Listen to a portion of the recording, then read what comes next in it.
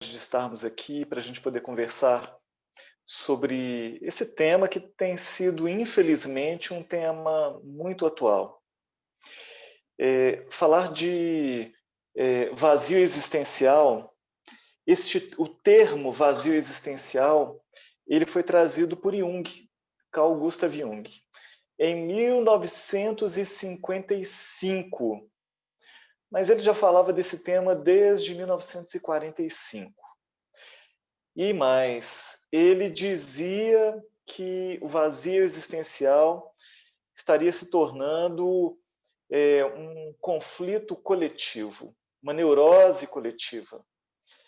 Então, é um problema que não é recente.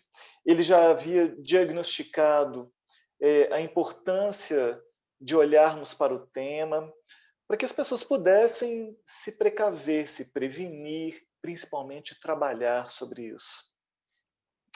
Porque o vazio existencial é aquela perda de sentido a respeito da vida.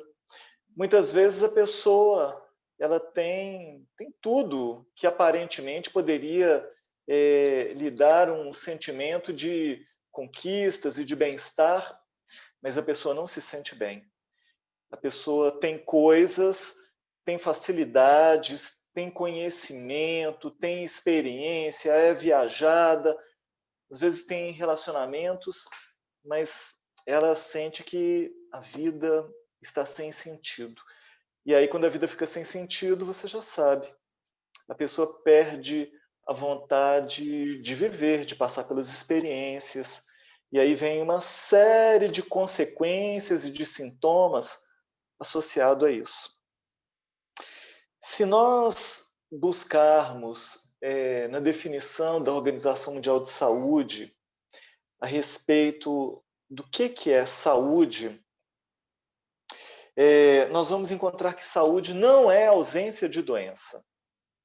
Porque tem muitas pessoas que não têm doenças, mas elas não são saudáveis.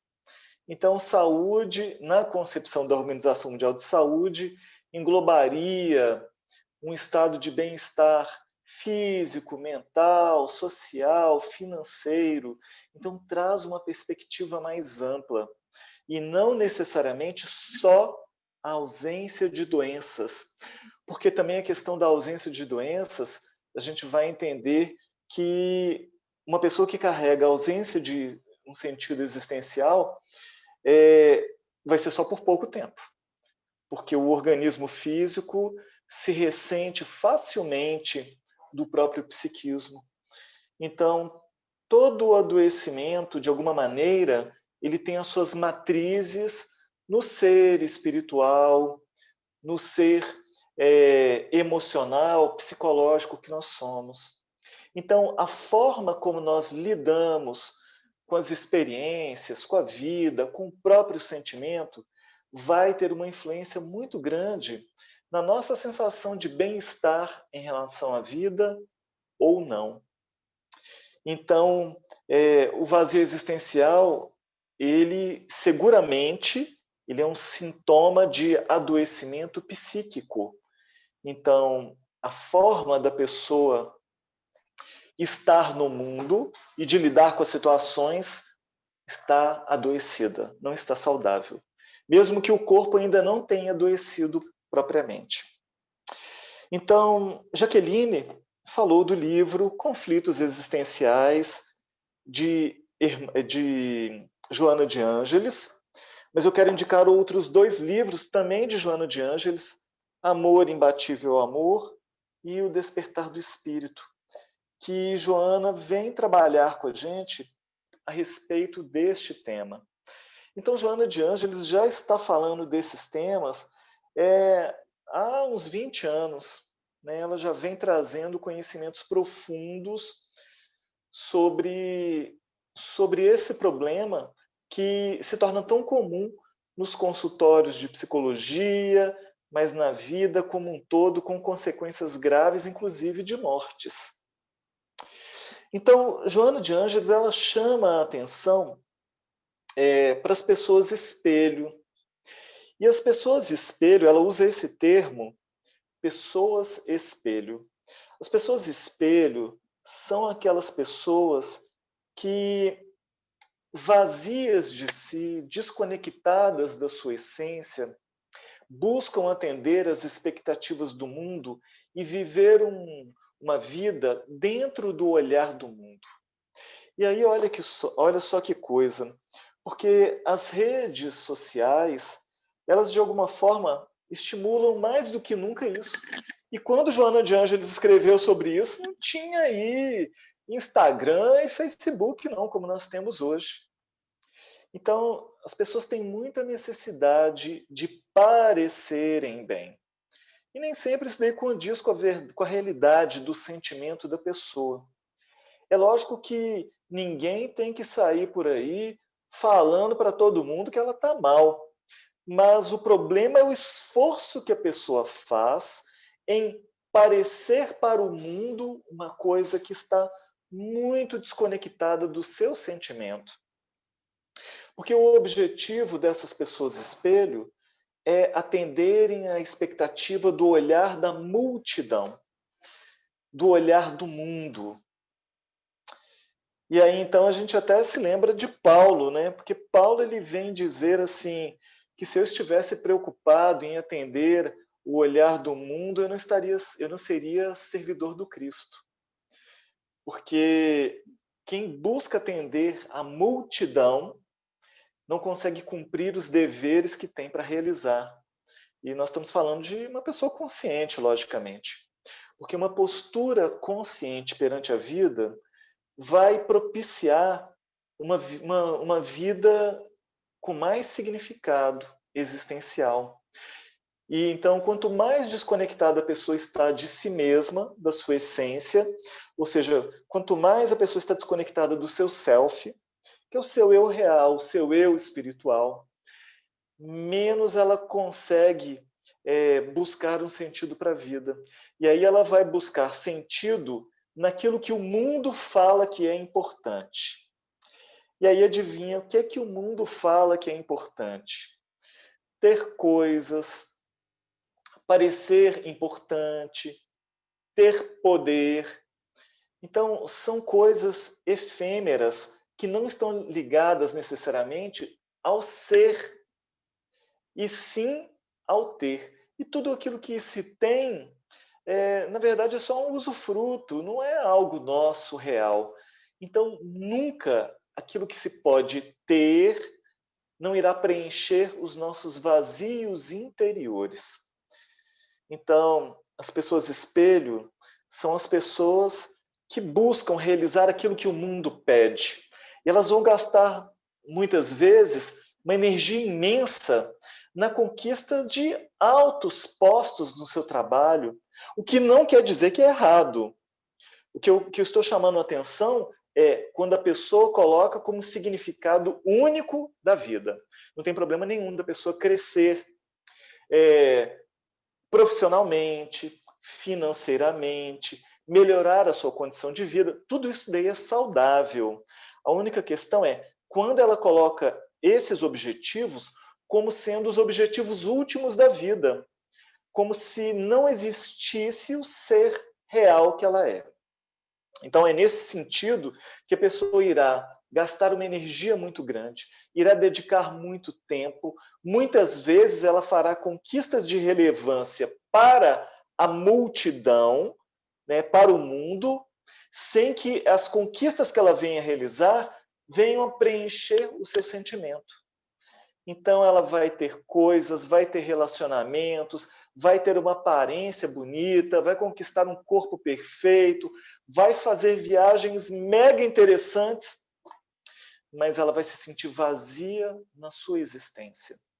São as pessoas espelho, porque então ser e parecer são diferentes. Então, as conquistas do mundo, elas devem vir associadas às conquistas do próprio ser, de modo que cada movimento, cada experiência que se tenha, o ser busque manter sua consciência tranquila, busque fazer escolhas dentro da realidade do ser espiritual que é. Então, Jung já falava disso. E Joana de Ângeles vem lembrar também a respeito disso. A desconexão com o self. Porque o self é o nosso eu real, é o ser espiritual que nós somos. Então, quando se vive uma vida desconectado do ser espiritual que se é, as consequências são muitas vezes esse sentimento vazio. Porque nós vivemos em um mundo líquido, como diz Zygmunt Bauman. Esse mundo líquido é aquele que propicia experiências instantâneas, rápidas, fugazes. E isso daí tem mudado muito a dinâmica das pessoas, nos relacionamentos e a relação dela com ela mesma. Porque as pessoas querem conquistas imediatas. As pessoas não querem esperar o semear, cuidar, crescer e colher. Elas querem buscar e colher instantaneamente. É tudo muito rápido, é tudo muito instantâneo. Não se tem mais o tempo das coisas.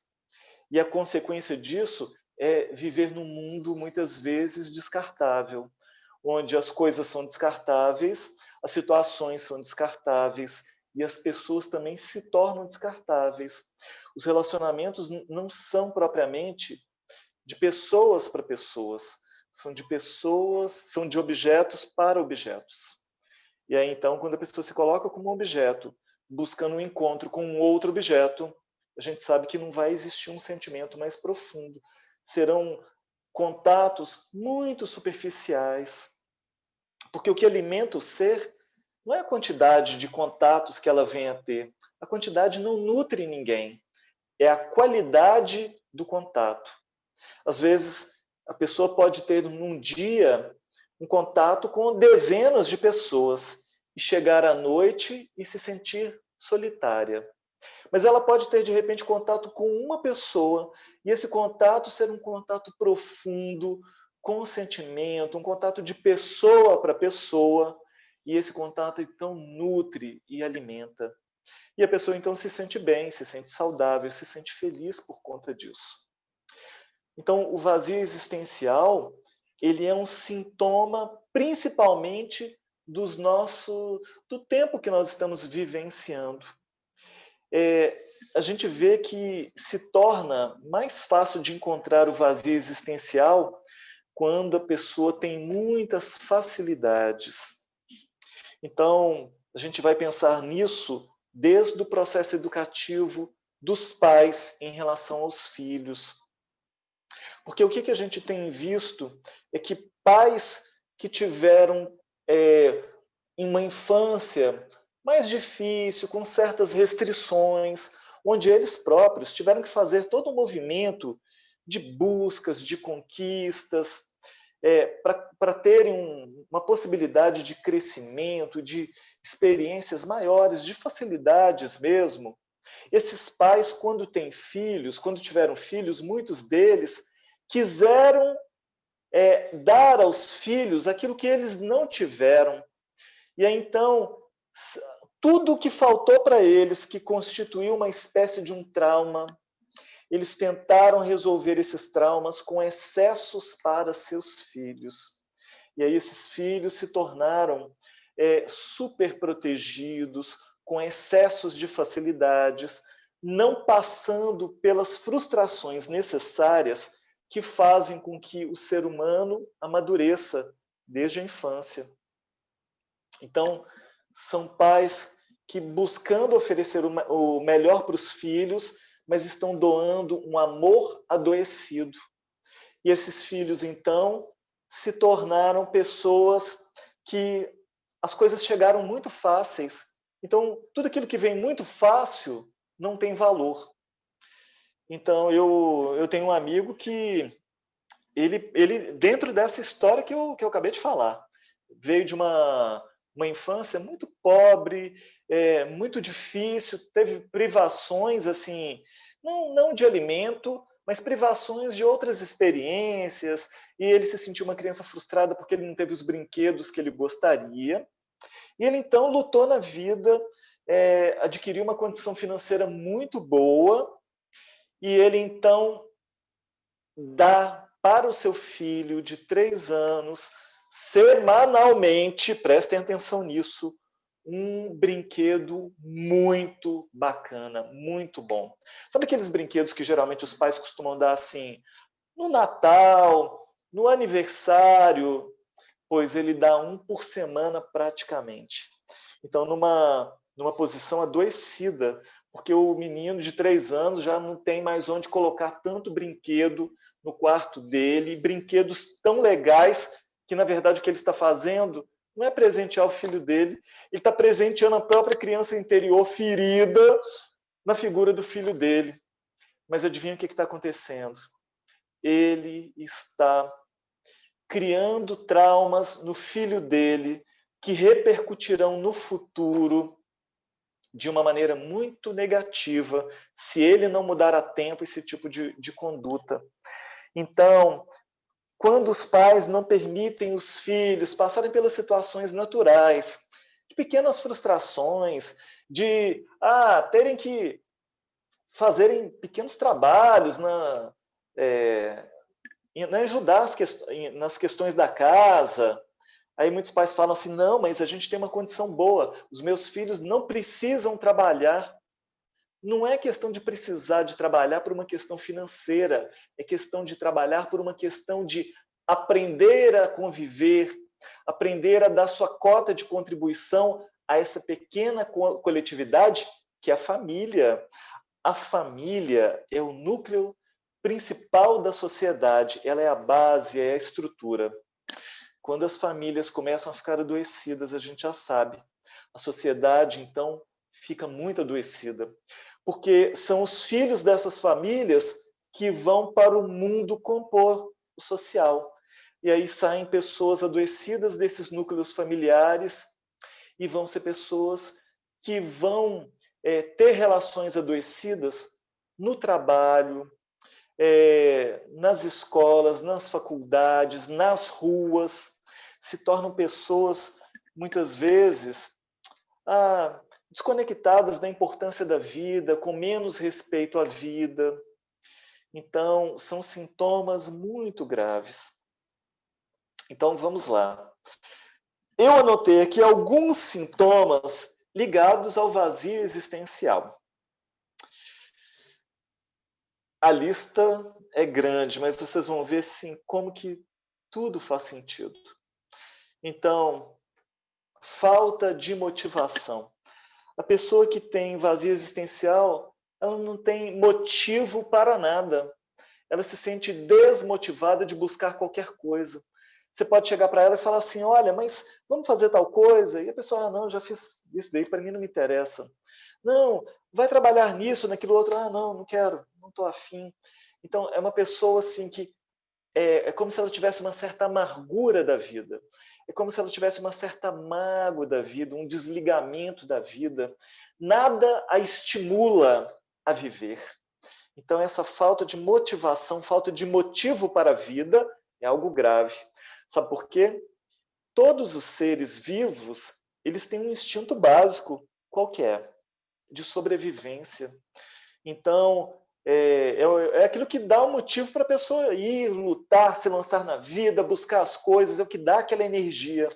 Quando a pessoa ela está com falta de motivação para qualquer coisa que seja, quer dizer que esse instinto básico da vida, ele já está esquecido, ele está tamponado, obstruído, ele não está aparecendo para essa pessoa como um sinal claro de adoecimento dessa criatura.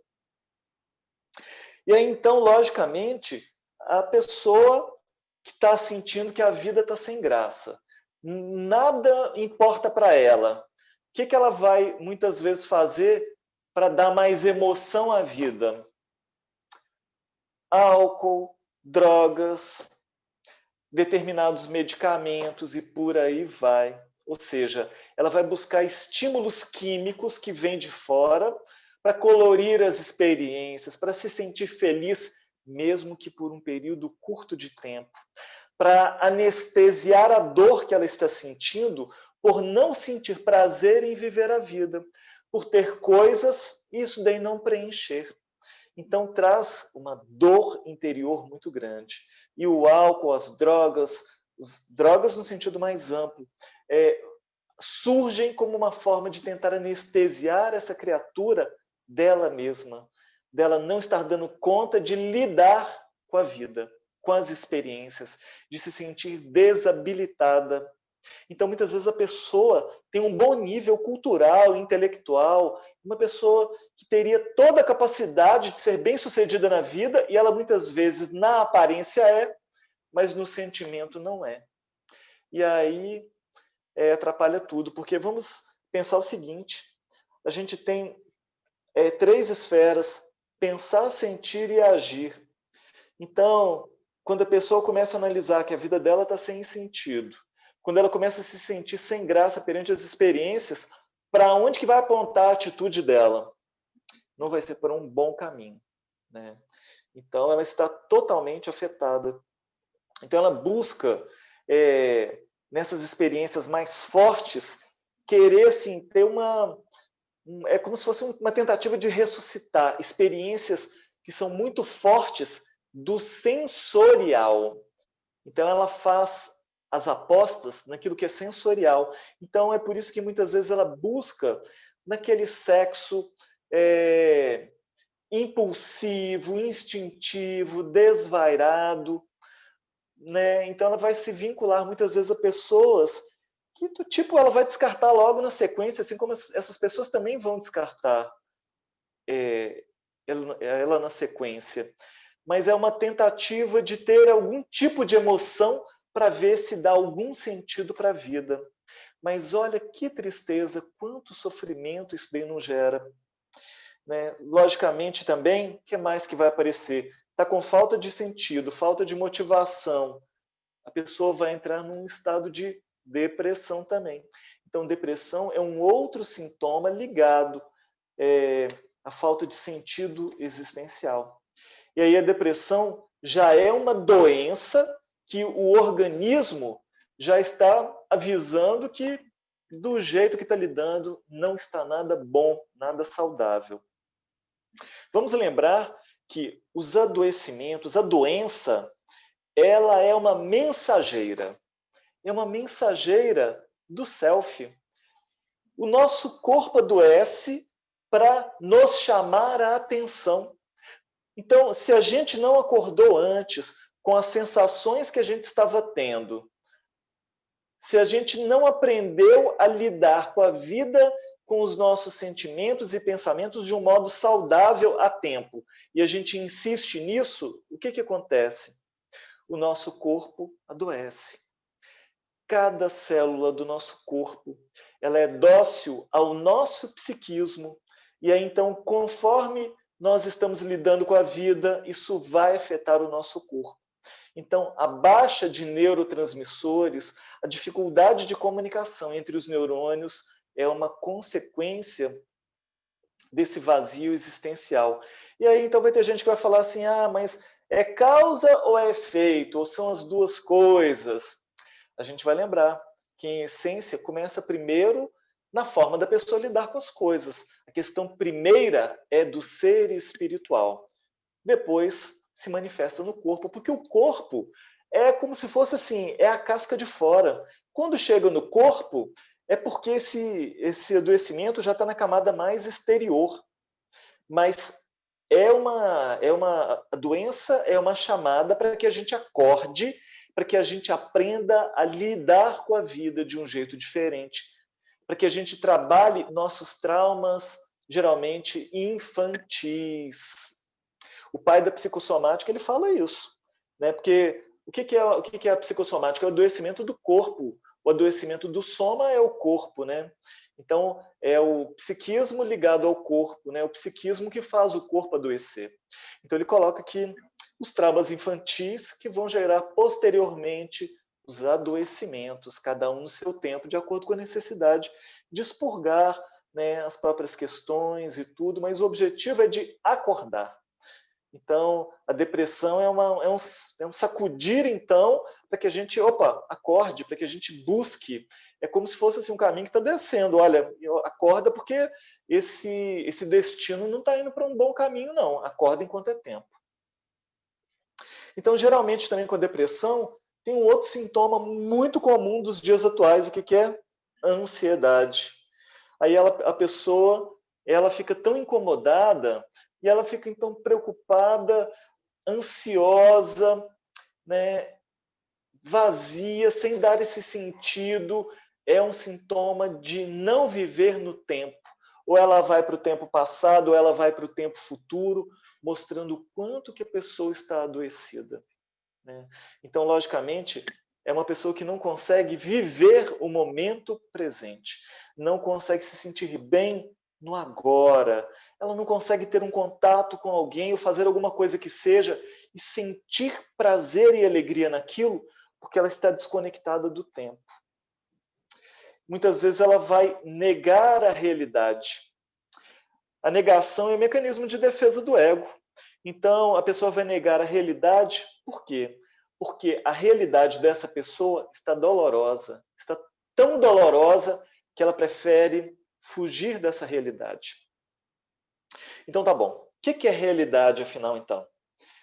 Realidade é fato, mas a interpretação que a gente dá para esse fato.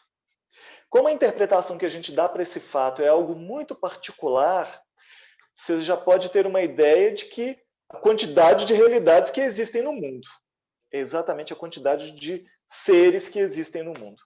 Cada um, de alguma forma, vai dar um entendimento daquele fato. Então, é claro que quanto mais saudável a pessoa estiver, menos ela vai distorcer a realidade. Mas quanto mais adoecida ela estiver, mais ela vai distorcer a realidade. E aí é um quadro doloroso, porque imagina, como que você vive uma vida desconectado da realidade? Você já imaginou quantas dificuldades de relacionamento ela não vai ter? Você já imaginou quantos entendimentos distorcidos a pessoa não vai ter daquilo que chega até ela? Então você está vendo que como que esse problema é grave. Outra forma de tentar lidar com todo esse vazio existencial, com toda essa angústia, é quando ela tem um bom poder aquisitivo ou se ela tem um cartão de crédito, é fazendo compras. Porque quando a pessoa faz uma compra, pelo menos naquele período curtíssimo de tempo, ela tem um pico, né, de uma adrenalina, de liberação de endorfinas, ela tem uma gratificação. Olha, vai trazer mais problemas do que soluções, com certeza, porque isso daí não é a solução. Mas ela pode muitas vezes se tornar um consumidor compulsivo na tentativa de encontrar gratificações mais imediatas para esse sentimento que está em baixa, né? Então, se a pessoa está em depressão, vazio existencial, ela está se sentindo mal. Então, ela compra para tentar melhorar, elevar. Só que aquele esquema, ela vai estar assim, ó, dá um pico, despenca de novo, mas ela permanece mais tempo lá embaixo. Perda da identidade. Isso daí é outra consequência, porque a gente está falando, a Joana de Ângeles chamou a atenção para as pessoas espelho. As pessoas espelho são as pessoas que não têm a própria identidade bem trabalhada. Como elas estão desconectadas delas mesmas, elas buscam assumir a identidade que o mundo deseja para ela. Então é o olhar do mundo, ela fica tão preocupada com o que o mundo quer, o que as pessoas querem, que ela se despersonaliza. Ai, só que você está vendo que quanto mais a pessoa se afasta de si, mais ela amplifica o problema. Então é algo também doloroso nesse sentido. A angústia é muito grande. A angústia chega a dar sintomas físicos. Tem gente que acha que está com um problema cardíaco porque dá um aperto no peito. Não, esse aperto no peito é o sentimento de angústia. Angústia dá como se fosse uma opressão no peito. Você se sente assim oprimida pela vida, os sentimentos. Existem outras pessoas que vão buscar lidar com vazio existencial, então, como? Buscando poder. Nós vamos fazer toda uma jornada de conquista, de galgar cargos, de ter poder para dar um sentido para a vida, tendo muito poder. Então, só que não vai preencher. Ela pode conquistar o poder que for, esse sentimento vai acompanhá-la, porque ela não se planifica nas coisas. E poder é uma coisa também, poder é uma coisa transitória. Né? O poder real que nos traz a gratificação é o poder sobre nós mesmos. né, o poder que nós podemos conquistar e devemos sobre a nossa capacidade de pensar, de sentir, de falar, de nos relacionar, de nos motivar. Então, esse é o poder natural que a gente deve buscar. Os outros tipos de poder, quando a pessoa está buscando, muitas vezes a vida oferece experiências que fazem parte do nosso mapa reencarnatório, para crescimento, é natural que a gente assuma determinados cargos. Mas o poder aqui que eu estou falando, muitas vezes, é tudo aquilo que é demais, que ela nunca se satisfaz, ela quer mais e mais e mais, como uma tentativa de preencher esse vazio. Porque esse vazio interior, ele nunca vai ser preenchido com nada de fora. Então, é busca de poder, de glória, ou seja, ela quer ter o reconhecimento de todo mundo, de todos, mas muitas vezes com violência também, né? Então, ela está se sentindo, né, sem emoções, está sem graça. Então, muitas vezes a violência é uma forma de dar também um pico, né, de emoção. Não é bom, não é saudável. E aí ela vai se meter em confusões, em situações difíceis, de agressões, sejam verbais ou físicas, né? Atitudes de desamor à vida. Aí a pessoa vai pegar o carro e vai dirigir a 200 por hora num trânsito que é de 60, colocando a própria vida em risco e a de outras pessoas. E aí desencarna no acidente, suicídio. Matou alguém? Homicídio. Sim. Com tentativas de preencher com as frivolidades da vida social. Porque o vazio existencial é a falta de um sentido existencial. Então a pessoa vai buscar dentro daquilo que ela dá conta, dentro daquilo que ela conhece, dentro daquilo que ela acredita que é o que é possível. Então as frivolidades da vida social são as experiências lá de contato social, né? Vai para o bar, vai beber, vai isso, vai aquilo, festas e festas, eventos e tudo, numa tentativa de preencher. Mas um outro sintoma também é um desejo de morte. Esse desejo de morte pode aparecer claramente ou mascarado.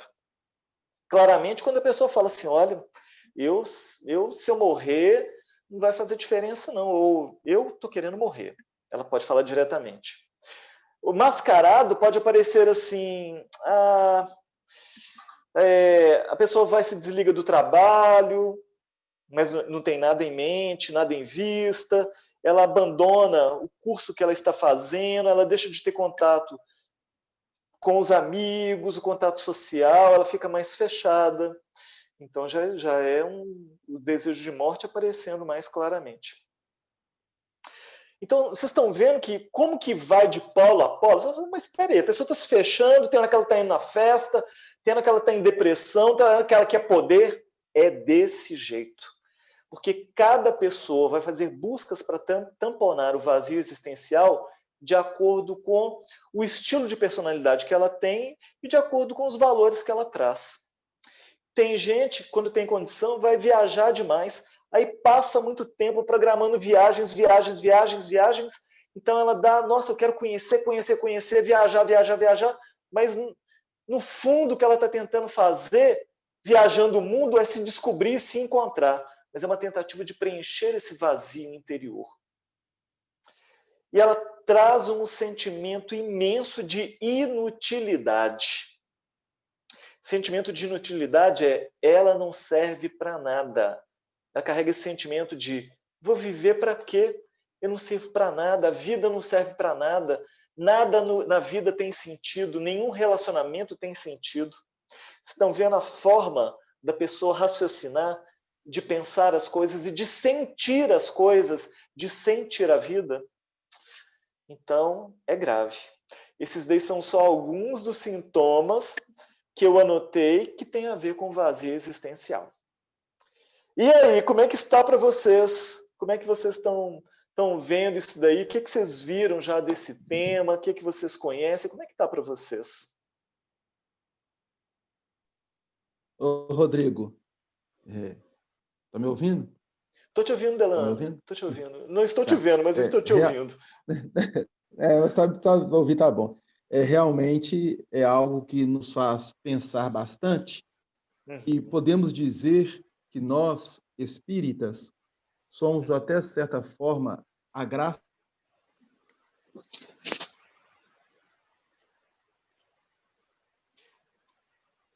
Desculpa, Delano, para mim falhou. Que nós espíritas, o quê? Estamos sendo muito agraciados pela espiritualidade Aham. devido os esclarecimentos que não vão deixar margem de dúvida. Então, tudo que você Sim. colocou dentro do vazio, essa falta de motivação que vai caminhando para um processo depressivo, e esse processo depressivo ele vai abrir um leque para a ansiedade, a perda da identidade, a angústia, e a pessoa tem aqueles picos que vão se oscilar de forma de extrema. Tem hora que ela está tão ruim que ela está uma baixa autoestima bastante baixa. A baixa autoestima também, ela traz essa questão do vazio existencial, e tem hora que ela vai tentar alavancar isso, dando impulsos, como você colocou, a questão do poder, ou então de se querer evidenciar dentro de um campo social, que, na verdade, nada mais é uma demonstração de ter um contato para provar a si mesmo que ela não está só. Porque o vazio é a solidão em si mesmo. Então, quando você estava pensando aí, quando você estava fazendo essas colocações, me veio aqui à mente aqui o item 5 do capítulo 2 do Evangelho segundo o Espiritismo, quando Allan Kardec traz a questão do ponto de vista, quando você abordou a questão da realidade. Cada um tem uma realidade, que é um ponto de vista de cada coração, de cada sentimento. E nós espíritas, nós temos um norte, ao qual Kardec nos traz, quando ele coloca a ideia clara e precisa que se faz da vida futura, dá uma fé inabalável no porvir.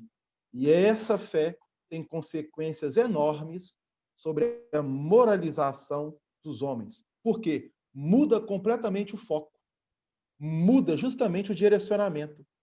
Então, nós precisamos estar atentos a essas situações, e quando você toca a família, especialmente em relação àqueles que chegam ao lar como as crianças, é incutir responsabilidade. É diferente. Então, quando você começa a trabalhar questões de responsabilidade ou senso de responsabilidade na criança, como, por exemplo, levantou, arruma a cama, Sim. Tirou alguma coisa do lugar, coloque de novo. Ah, vai sair, já conversa antes, olha, nós vamos em determinado local, eu não vou comprar isso, nós vamos fazer uma lista e vamos comprar somente isso que está na lista.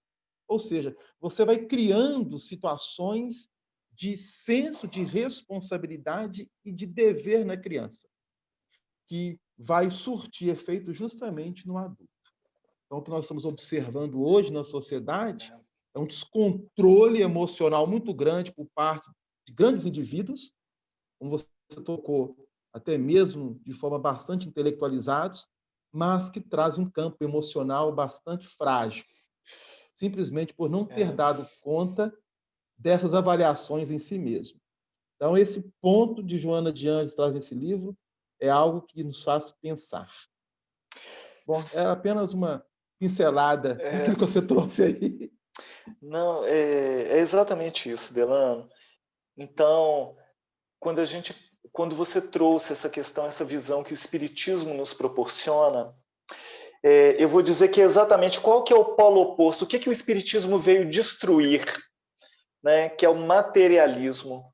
Então, o materialismo é que faz com que as pessoas busquem as soluções para esse vazio existencial nas coisas materiais.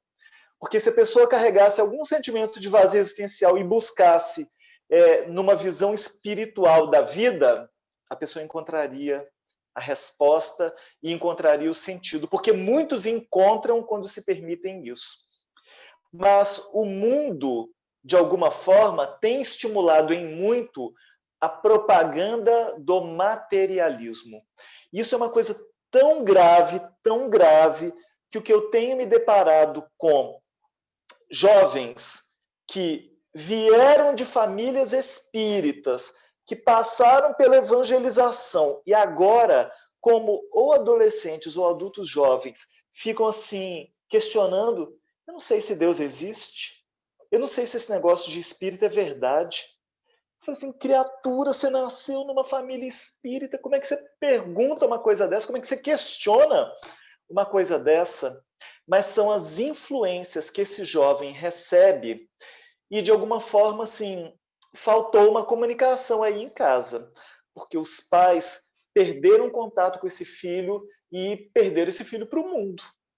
Porque o mundo começou a implantar ideias que foram diferentes dos valores familiares trazidos desde cedo.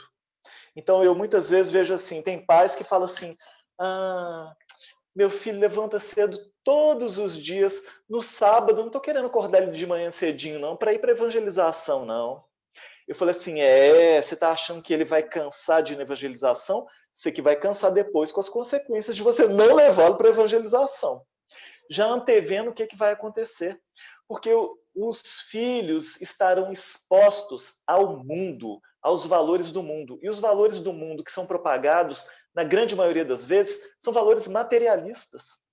Então, às vezes, tem uma aparência interessante, divertida, toda sedutora, mas aqui, o objetivo é, aqui, vai viver sua vida, vai ficar com todo mundo que você quiser, vai curtir a sua vida. Para que se vincular? Para que esse negócio de formar família? Isso é bobagem.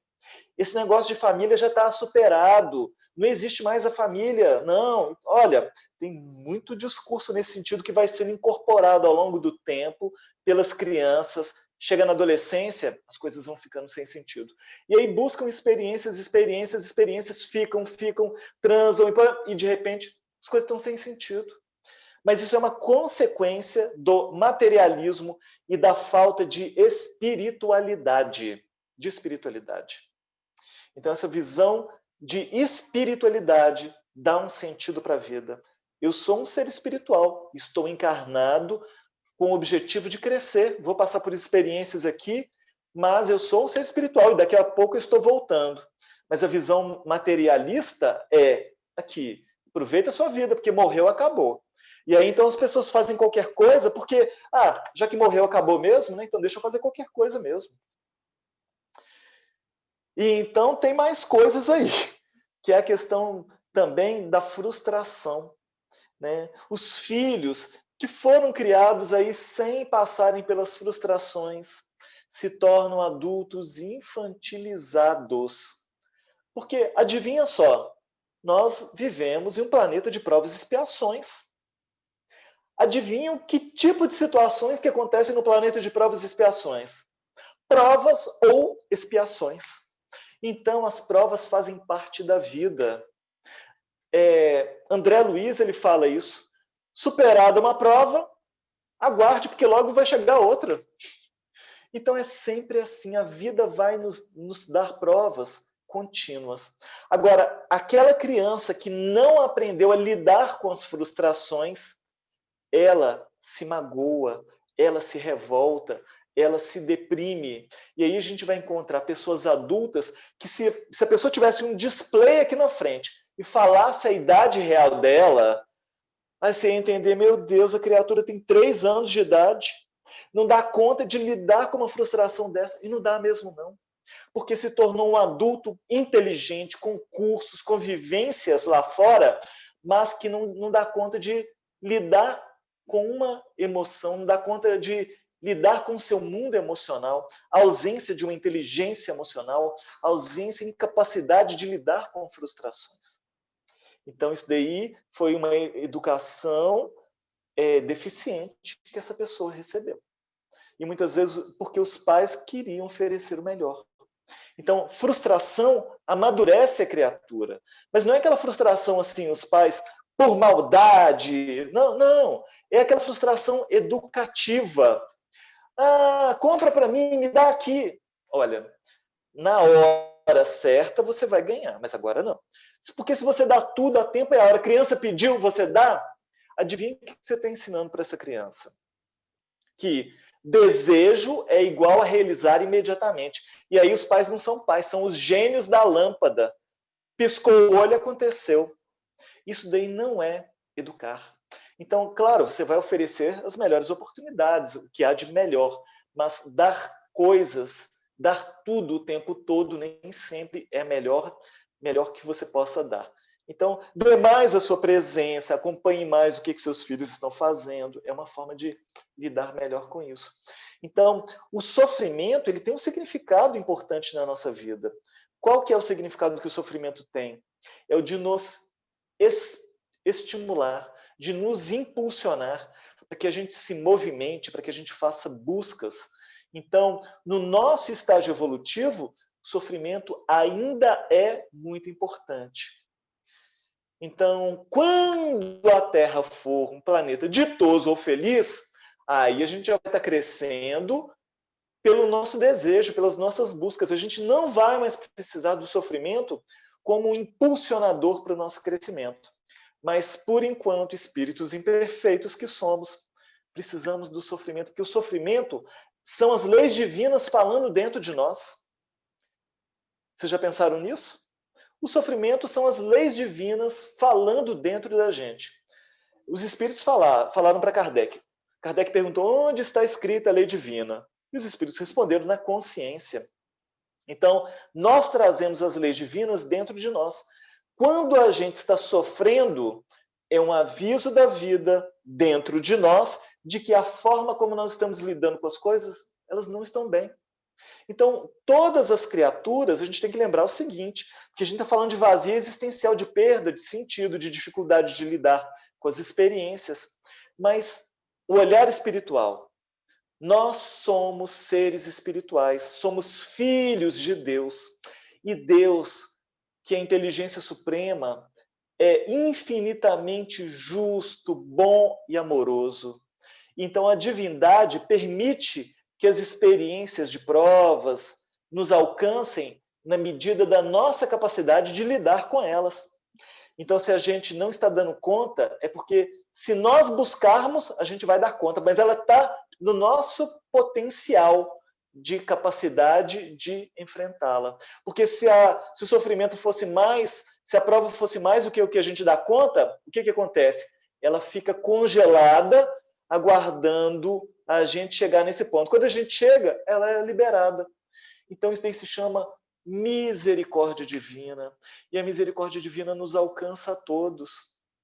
Então, quando alguma experiência dolorosa nos alcança, é porque nós já damos conta. Agora, se está doendo e a gente está achando que não tem saída, está faltando a gente fazer buscas.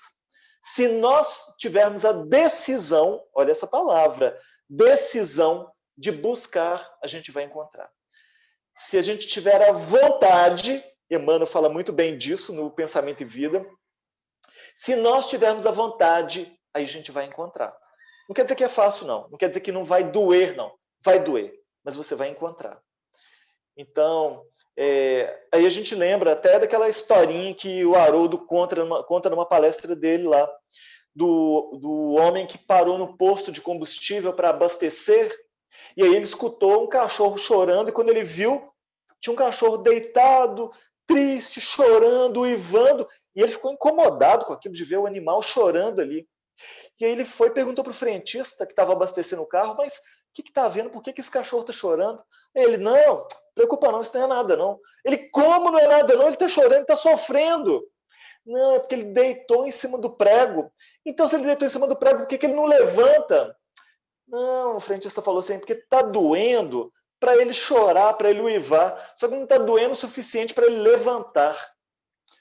O problema do vazio existencial, que é uma dor que muitas vezes a pessoa não se levanta, ela às vezes foge da vida sem ter se levantado. Então a dor é isso, é para nos impulsionar para um sentido, para uma busca, para um movimento, para uma transformação. Então, são duas possibilidades. Primeira possibilidade, eu tento mudar fora o que está acontecendo. Agora, se eu percebo que eu não sou capaz de mudar o que está fora, porque nós nem sempre temos o controle de todas as variáveis lá fora. Tem coisas que a gente não consegue mudar lá fora. Então, o nosso livre-arbítrio, e nós temos o livre-arbítrio, Mas esse livre-arbítrio não é absoluto, infinito. Claro que não. Nós temos um livre-arbítrio limitado à nossa condição espiritual. Pensa na criança. A criança ela começa a crescer. Ela tem um livre-arbítrio de fazer qualquer coisa que ela quer? Não. Mas o livre-arbítrio dela vai aumentando na medida que ela vai adquirindo maturidade, que ela vai crescendo. Nós também, enquanto seres espirituais, da mesma maneira. Então, o nosso livre-arbítrio, que já nos dá uma grande possibilidade na vida, mas ele não é um livre-arbítrio infinito, isso não existe. Daí seria um sentimento de onipotência da nossa parte. E onipotência é adoecimento. Onipotência é só Deus. Nós deveremos ser potentes. Onipotência é doença. Impotência é doença. Então, o saudável seria potência, a gente buscar a potência da nossa capacidade. Então, nós temos a possibilidade de tentar trabalhar fora. Mas se a gente não consegue trabalhar o que está lá fora, é porque nós temos que trabalhar aonde? Dentro. A nossa forma de lidar, nossa forma de sentir, nossa forma de compreender, nossa forma de significar essa experiência. Então, o sofrimento nos mobiliza para a mudança. Mudança de fora, quando é possível, mudança de dentro, quando é necessário. Então, vamos pensar a respeito disso. Daniel Kahneman é um psicólogo que ganhou um prêmio Nobel de Economia, mas o Daniel Kahneman ele é um cara genial. E ele fala sobre pensamento rápido, pensamento devagar, ele tem uma teoria que é mega interessante, é até título de um trabalho que virou um livro, mas ele foi entrevistado sobre a depressão. Porque, na atualidade, as pessoas têm estado cada vez mais em depressão, cada vez mais perdendo o sentido da vida. E ele foi entrevistado por uma repórter que perguntou para ele assim, por que você acha que as pessoas hoje em dia estão muito nesse estado de depressão, de perda de sentido da vida? Por que está acontecendo isso? Aí ele falou assim, olha, foi a partir do surgimento das câmeras digitais, dos celulares. Aí a repórter ficou sem entender nada, e ele disse o seguinte, é porque antes do surgimento das câmeras digitais, porque primeiro surgiram as câmeras digitais, depois elas foram incorporadas nos celulares, as pessoas tiravam foto nas máquinas fotográficas de rolo. Os mais antigos aí, como eu, vão se lembrar como é que era. Então tinha a máquina, você comprava o filme de 12, 24, 36 poses, e tinha o ISO de acordo com o tipo de luminosidade que você ia tirar e tal. E aí você tirava foto, você só ia ver quando a foto como é que foi aquela foto, como é que ela ficou, depois que ela tivesse sido revelada. Mas depois que ela foi revelada, você tinha o papel da foto. E aí você via, você juntava, você contava, você reunia em família, e lembrava o que tinha acontecido, como é que foi, e aí aquilo, nossa, se tornava um evento. E você fazia os álbuns de foto, e aí então, o que aconteceu a partir do surgimento das máquinas digitais? As pessoas passaram a tirar milhares de fotos. E aí elas olhavam a foto na hora e depois nunca mais olhavam, esqueciam daqueles eventos. Então, hoje em dia, não é comum os jovens não saberem quem foi uma tia que eles conviveram quando eram pequenos, mas que faleceu. Quem foi o avô e assim por diante, porque as pessoas não têm mais o hábito de se reunirem para olharem fotos, para conversarem sobre as fotos. Qual que é a consequência disso? As pessoas olham na hora e vivem só o momento de agora. Elas não se lembram que viveram momentos felizes, momentos especiais, que tiveram pessoas especiais que conviveram com elas. E isso daí, então, é um dos principais fatores que fazem com que as pessoas interpretem a vida delas como destituída de significado, de valor, de pessoas importantes. E aí, então, ele utiliza na terapêutica dele os álbuns de fotografia. Como é que é isso? Ele pede para os pacientes deprimidos dele fazerem um álbum com 10 fotos para cada ano de vida. 10 fotos. E aí, então, A pessoa, nossa, mas eu não tenho. Vai procurar com seus familiares, vai descobrir, se vira. E a pessoa, então, monta o álbum e depois a pessoa vai conversar sobre aquelas fotos e ela, quando está buscando as fotos, ela descobre, mas o que é essa pessoa aqui? Ah, foi uma tia sua, nossa, ela gostava demais de você, ela te colocava na caixinha de sapato quando você era pequeno e tal, e por aí vai. E a pessoa, nossa, quanta coisa legal, e a pessoa nunca soube disso. E aí, quando ela vai contando, ela vai criando lembranças e ela vai percebendo que na vida dela, ela teve vários momentos felizes e importantes. Porque o que a pessoa com o vazio existencial ela faz? Ela significa as experiências dela como sem maior significado de ligação. Mas esse exercício, o exercício que faz ela se lembrar de pessoas importantes, de momentos importantes e por aí vai, se torna então terapêutico. Terapêutico. Então, o ser humano tem necessidade de objetivos. Todos nós temos necessidade de ter objetivos.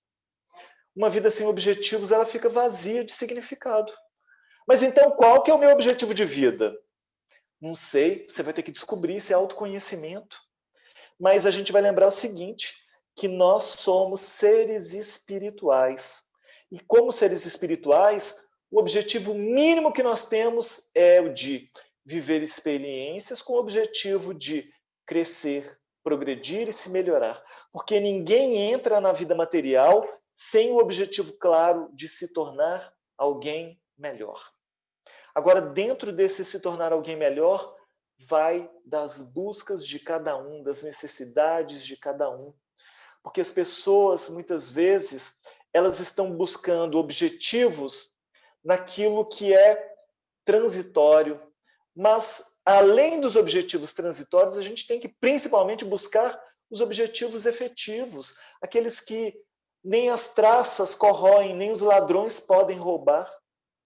São esses valores que nos preenchem, que nos sustentam, que nos alimentam emocionalmente e espiritualmente. Quem pega o livro Nosso Lar para ler, eu ia buscar ali aqui, mas ele não está aqui agora não. O livro Nosso Lar tem um capítulo lá que se chama Amor, Alimento das Almas. Então, é aprender a colocar objetivos que mexam com os sentimentos, que deem um significado maior para a vida. Então, tão importante a gente ter esses sentidos, um objetivo de vida. E aí, Joana de Ângeles, no livro Amor, Imbatível Amor, ela diz o seguinte: a busca de um sentido existencial por parte do ser humano constitui-lhe uma força inata, impulsionadora para o seu progresso. Ao identificá-lo, torna-se-lhe o objetivo básico a ser conquistado, empenhando todos os seus recursos para a consecução da meta, ou seja, para fazer essa meta se tornar realidade. Então, é importante a gente buscar um sentido existencial. Eu tive a oportunidade de assistir uma entrevista do Viktor Frankl. E o Viktor Frankl é o pai da logoterapia. Joana de Ângeles, ela cita Viktor Frankl nesses capítulos que ela fala sobre o vazio existencial. Porque o Viktor Frankl foi o primeiro a abordar sobre isso. Viktor Frankl, não sei se vocês sabem a história dele, uma história, assim, belíssima, belíssima. Viktor Frankl foi um prisioneiro nos campos de concentração da Alemanha na época da Segunda Guerra Mundial. E adivinha o que aconteceu? Ele buscou trabalhar com seus companheiros ali de campo de concentração para que eles não desistissem da vida, porque muitos ali, à medida que o tempo passava, desnutridos, sendo humilhados, vendo os seus companheiros sendo levados para a morte, um após outro morrendo, muitos já desistiam da vida e se entregavam. Muitos corriam para cercas eletrificadas e se permitiam morrer ali. Mas o que ele buscou fazer? Trabalhou o sentido existencial com dezenas, centenas desses companheiros ali. ajudando a cada um sobreviver ao holocausto. Então, o que você quer? O que te dá sentido de vida? Ah, eu quero encontrar a minha esposa. Nossa, eu quero rever a minha filha. Eu quero ver mais uma vez a minha mãe, o meu pai. Nossa, eu tenho vontade de ter uma padaria. Cada um dentro do seu sentido existencial. Ah, eu quero denunciar ao mundo esses horrores que nós estamos passando. Ele trabalhou esse sentido para cada um.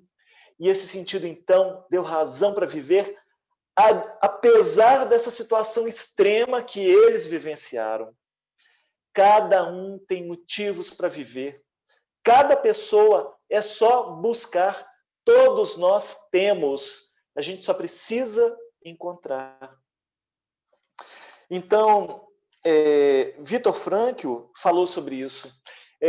Eu vi uma entrevista de Viktor Frankl, onde a repórter perguntou para ele assim: você tem um caso de superação para contar para a gente? Você tem uma história assim para poder contar? E ele então falou assim: tenho sim. E ele então conta que um rapaz do Alabama, no Texas, escreveu uma carta para ele. E ele então, lendo aquela carta, o rapaz dizia o seguinte: eu fui fazer um mergulho e sofri um acidente. Eu fraturei a minha medula espinhal, a minha coluna. E aí, então, eu me tornei tetraplégico. E ele escreveu para poder dizer o seguinte para o Viktor Frankl, que o acidente fraturou a coluna dele, mas não fraturou o desejo dele de viver. E ele então dizia para Viktor Frankl que ele estava estudando psicologia, porque agora, diante daquele sofrimento que ele estava vivendo, ele sentia que ele poderia ser mais útil às pessoas, que ele conseguiria compreender melhor as pessoas e poderia ajudar a muitos, porque ele mesmo era uma prova de superação. E aí, então, Viktor Frankl organizou um congresso de logoterapia. E 3 anos depois, esse rapaz estava indo para a Alemanha participar do congresso como um dos palestrantes. Viajou de cadeira de rodas, né, mas foi e fez uma palestra belíssima, onde ele falou da sua experiência, né, e do quanto que é importante trabalhar esse sentido para a vida, o sentido para a existência. Então, existem pessoas que passam por situações muito difíceis, mas são capazes de superá-las através da decisão clara. É importante ter essa decisão, porque a decisão retira a pessoa de uma atitude mais conformista, uma atitude de entrega, de abandono da vida.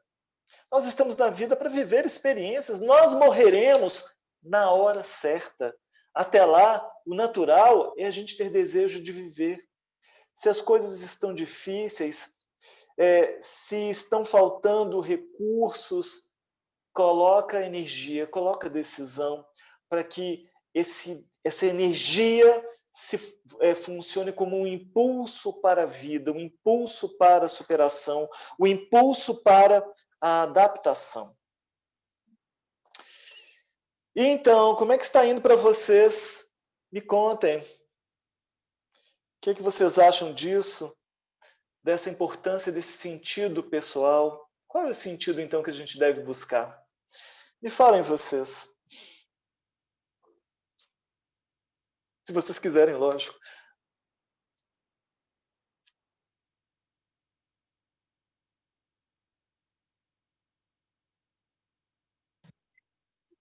Rodrigo, Oi, Jaqueline.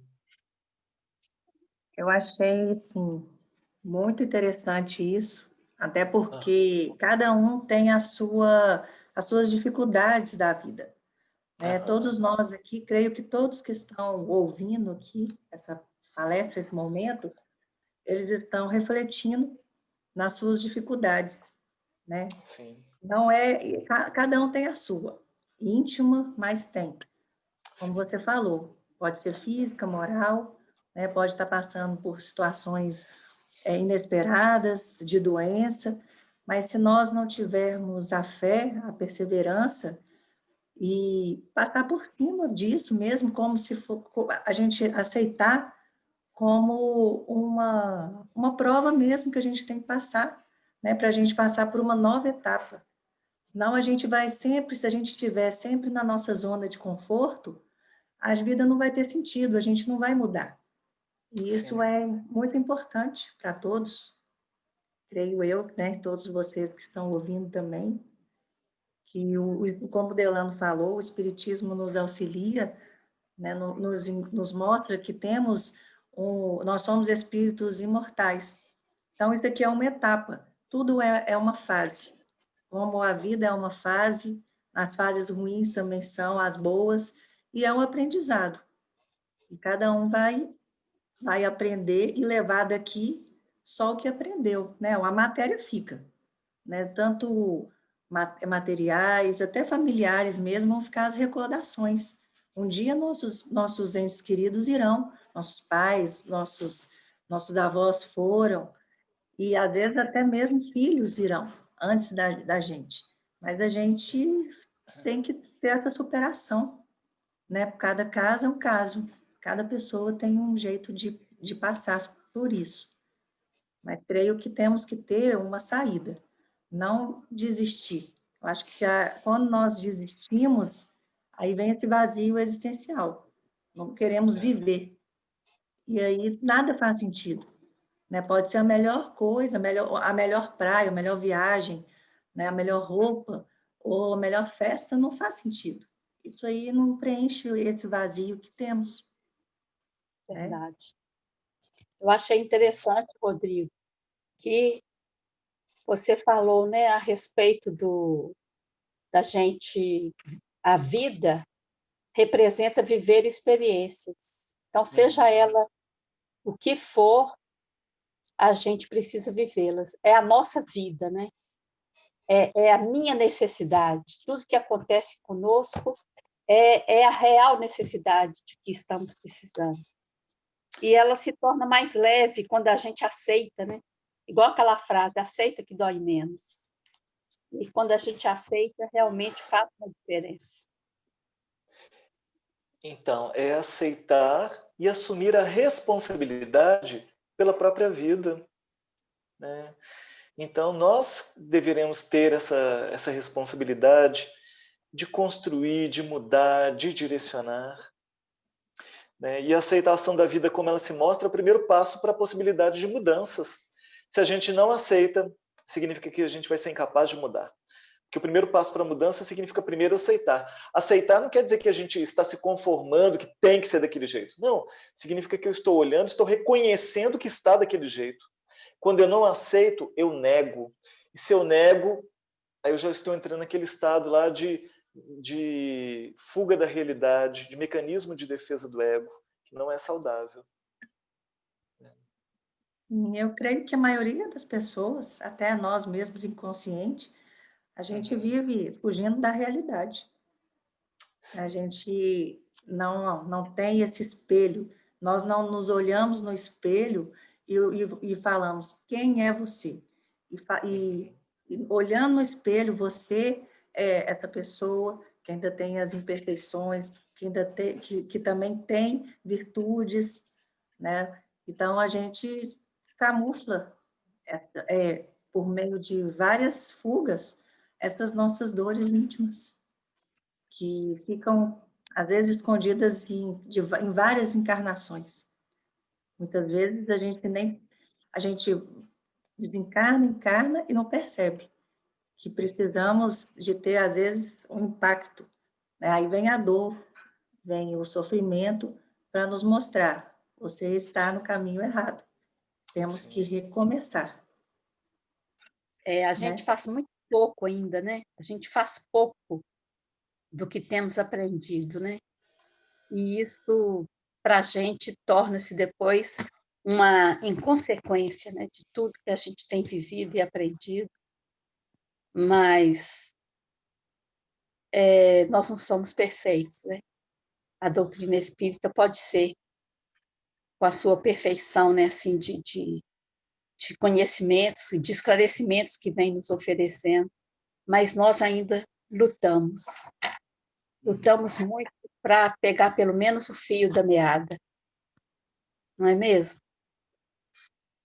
Eu já fiz algumas vezes um exercício de reflexão, assim, e se eu não fosse espírita, se eu não tivesse conhecido o espiritismo, como é que seria minha vida?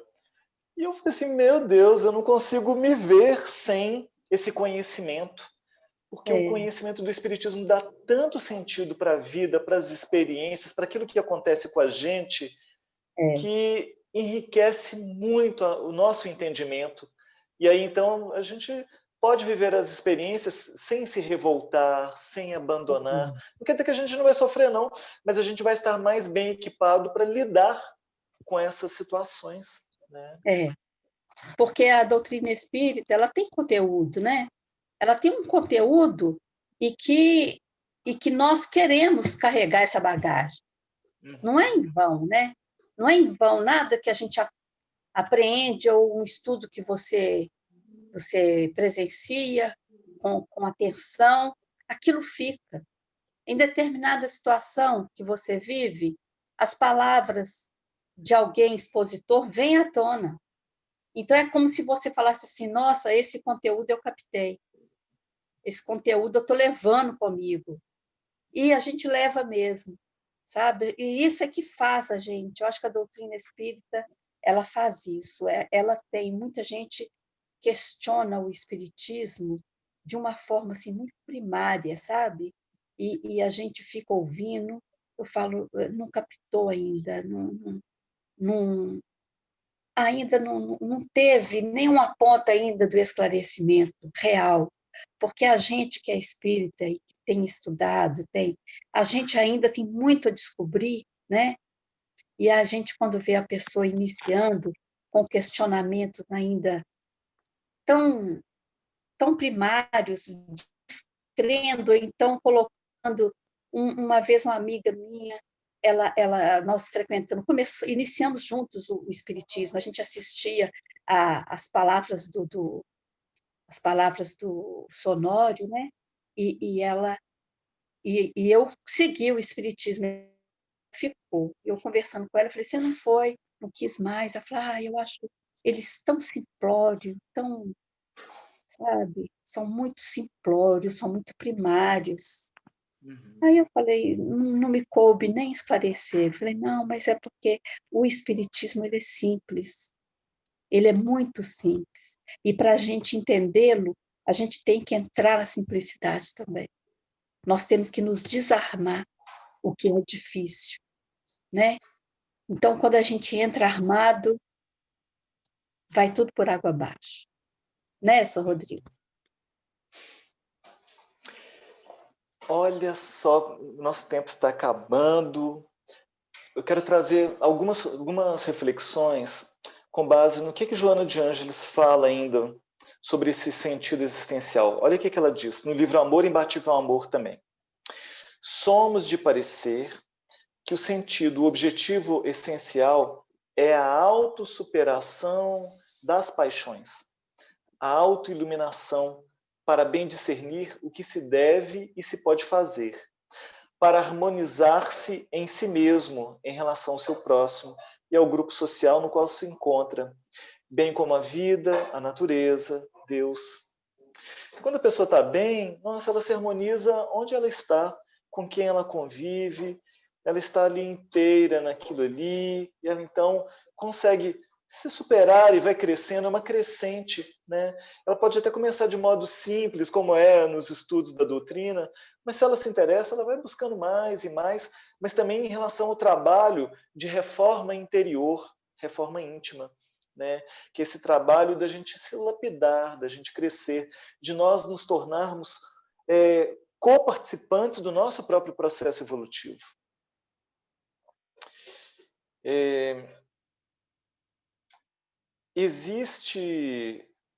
Existem dois arquétipos que Jung também trabalha, o do herói e o arquétipo sombra.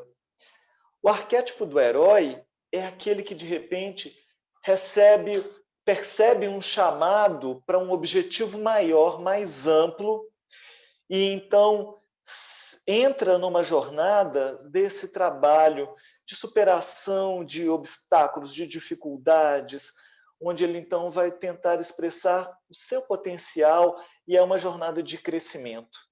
Mas em contraponto ao arquétipo do herói, existe o arquétipo sombra, que é exatamente o que vai impedir o herói de cumprir o seu papel. Agora, olha que interessante. O arquétipo sombra, ele está dentro do próprio herói. É um lado dele que o impede de seguir, de avançar, de transcender, de conquistar. Então, os inimigos reais estão dentro da gente. Precisam ser vistos, observados, e a gente tem que conciliar com eles e utilizar essa energia para crescimento. Transformar aqueles aspectos que são das nossas viciações morais, das nossas imperfeições morais, e transformar essa energia numa energia de crescimento, de qualidade, de virtude. Então, esse caminho é o caminho que a gente pode e deve buscar fazer. Então, e a gente vai lembrar também, né? Busca primeiro o reino de Deus e tudo mais será acrescentado. Então, para quem... Joana de Ângeles lembra desse versículo, né? Para quem está carregando um vazio existencial e precisa, então, buscar um sentido para a vida, a visão espiritual do ser fala isso. Busca primeiro o reino de Deus. E depois tudo mais vai ser acrescentado. Porque se a gente busca as coisas sem ter buscado primeiro o reino de Deus, as coisas estarão vazias muitas vezes. E o reino de Deus é um estado interior, um estado de consciência tranquila, é um estado de autoiluminação, né? É um estado de quem construiu em si esse ambiente interior de elevação. Então, o reino de Deus não vem com a aparência exterior, o reino de Deus está dentro de vós. Então, Jesus lançou mão de várias parábolas para poder falar do reino de Deus, né? Humberto de Campos, né, lembra a conversa de Jesus com Hanã, né? O reino de Deus é a obra divina no coração dos homens. Então, é o trabalho que Deus faz em lapidar o nosso sentimento, o nosso entendimento, no processo de evolução natural, de expressão da divindade que nós trazemos dentro de nós, porque nós também somos deuses, com D minúsculo, mas nós somos filhos de Deus. Então, busca primeiro o reino de Deus e tudo mais vai ser acrescentado. O sentido da vida também passa muito por isso, né? Quando for muito difícil, se estiver difícil de lidar com isso, busque então os recursos do passe, do atendimento fraterno, da desobsessão, busque os recursos de uma psicoterapia, às vezes de uma medicação. Então, são recursos para que a pessoa não se entregue, pelo contrário, que ela possa se capacitar para lidar com a vida que está, né, oferecendo oportunidades grandes de transformação. Então é isso, né, gente? É um assunto... Quem quiser saber mais, o livro Conflitos Existenciais, de Joana de Ângeles, Amor Imbatível ao Amor e O Despertar do Espírito são boas leituras para a gente saber mais sobre esse tema. Obrigada, Rodrigo. Foi muito bom. Inclusive, a gente não pode ter vergonha de ir buscar, né? Temos que, quando vemos que a situação está difícil, que o fardo está pesado, né? A gente tem a medicina, graças a Deus, temos recursos como psicólogo, como você é psicólogo, tem outros terapeutas, né, psiquiatras. Então, é muito importante todos nós recorrermos, né, à casa espírita, aos passes, né? E eu te agradeço, foi muito bom. Eu E agradeço agora muito a oportunidade, tá? Agradeço muito a participação e a presença de vocês aí, a vibração, né, pelo momento. Muito obrigado. sim, e agora o Delano fará a prece final e já agradecendo a casa, já te agradecendo pelo estudo. Eu que agradeço a Então, oportunidade.